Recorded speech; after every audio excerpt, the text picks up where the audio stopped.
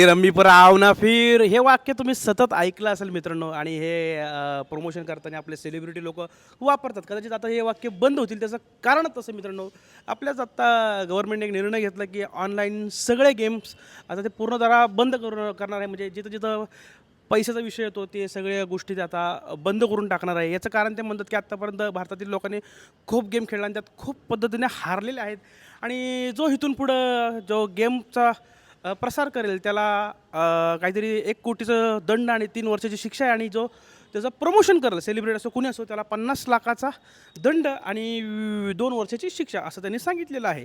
पण माझं गव्हर्नमेंटला किंवा सरकारला विनंती आहे की हे भारताच्या जर्सीवर आपण सतत ड्रीम इलेवन पाहत असतो ते कधी बंद होणार. म्हणजे ह्यानी काय होतं ड्रीम इलेवन म्हणजे काय जुगार सट्टा ते पण गेमच आहे ना. तिथं सर्रासपणे भारतात आपला तिथं प्रमोशन करतो आणि आता इथं वेगळी भूमिका घेतो. म्हणजे हे काय आहे? ह्यानं तुम्हाला सांगायचं काय? पहिलं तर तुम्ही आता एक काम करा BCCIला सर्रासपणे सांगून टाका. BCCIकडे पैसा आहे तो दंड देऊ शकतो पण त्यांना सांगा असे फालतू धंदे करू नको. जे क्रिकेटर्स आहेत सेलिब्रिटीज आहेत त्यांच्यावर त्यांना टाका आतमध्ये 2-2 वर्षासाठी. कळेल मग त्यांची मस्ती निघेल सगळ्यांची. जे प्रमोशन करतात असले म्हणजे आणि विमल गुटख्यावाल्याचं कधी बंद करणार तुम्ही?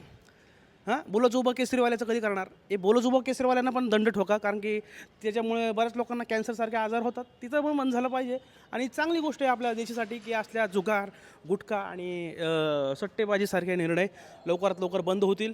एवढंच सांगतो मित्रांनो, बाकी काही नाही. धन्यवाद.